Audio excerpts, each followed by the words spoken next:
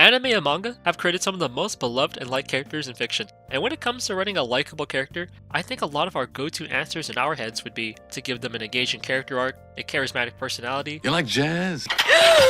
and sometimes it's just making them cool as fuck. But in my opinion, the most effective method in making a character likable is adding a sense of relatability through their personality and actions. Take Saitama for example. On paper, an overpowered hero that never loses and is almost always the one saving the day doesn't seem like it would make for a very interesting story. But what makes him so likable is how we can relate to him and his day-to-day life activities. He gets excited over sales at his local Costco, he likes to hang out with his pals and play games. And just like me, he's a cheap piece of shit.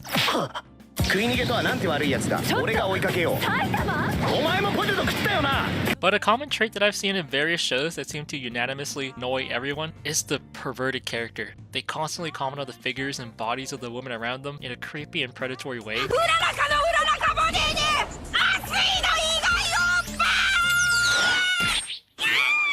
A lot of their screen time is dedicated to solely making other characters uncomfortable. Like, this is genuinely painful to watch. Am I supposed to find this amusing or relatable in any way? It doesn't give me any insight into their character, aside from the fact that they're horny. All of that effort being put into them lusting over other people could be used to actually develop them. I'd say the worst part about it is that this trait often worsens a lot of great characters that people love. Let's take Jiraiya for example. He's one of the most beloved characters in the Naruto franchise. His contributions to the story remain relevant to this day in Boruto. He's one of Naruto's most important confidants, alongside Kakashi, Iruka, and his teammates.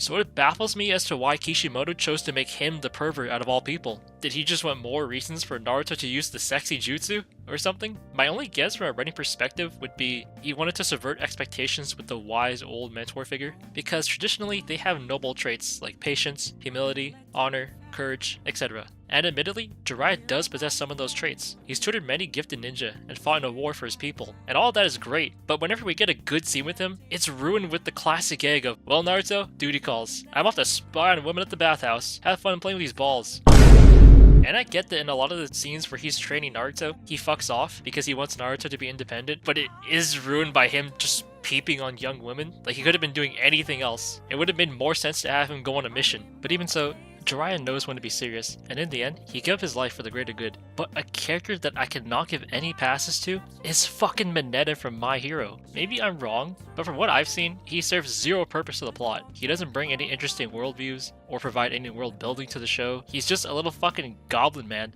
that constantly harasses his fellow students and talks about how hot he finds the woman in the show. Like, whenever he's on screen, I just roll my eyes knowing he's about to waste my time with whatever dog shit he's about to spill out. And how the fuck did Midoriya do worse than him on the first training exercise? His superpower is to make sticky balls. I think I can confidently say that no one's favorite character from that show is this little fuck. From my memory, he got so much hate to the point where the writers decided to have him be brainwashed from being horny. From this point onward, he never acts or talks like he used to. Like, he actually got fucking clockwork oranged. I'm pretty sure it was because the story progressed to a more dark and serious tone. And thank God, it would have pissed me off if he kept being a creep. However, it isn't always the characters themselves that are perverse. It can also be the circumstances the writers place them into. I cannot for the life of me understand why the age-old trope of main character clumsily falls on top of one of the girl's boobs, or he stumbles and kisses a complete stranger, is still around, and then somehow that starting point triggers the events of her falling in love with him. Like, I don't know who started this trend, but they deserve to be fucking castrated. Like, is it that hard to write a normal interaction between a guy and a girl? And it's unlike in the last video I made talking about the average guy trope, I can at least understand why the writers choose to utilize that character archetype. It could be used as a self-insert for the viewer, or it could be a starting point of a character arc where they progress from an average person to a competent and mature individual. But this one, it barely serves any purpose in most stories. If it revolves around a character being perverted for the plot, I could sort of get it. Most of the time when I see that happen though, the shows are borderline hentai.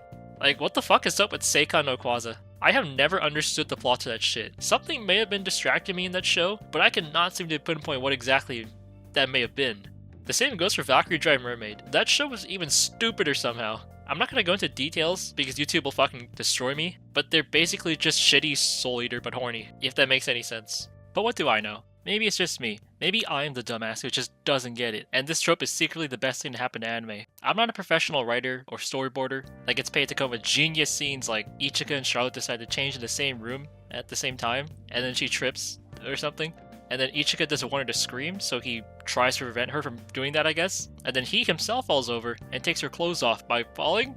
Like, am I insane or something? This scene had to go through the writing staff, the storyboarders, the animators, the editing team, and the final revisions. Multiple people took a look at this shit and said, oh yeah, they're gonna love this. Well, I don't fucking like it. I hate scenes like this. They eat up the screen time, they don't serve any purpose to the story or the characters.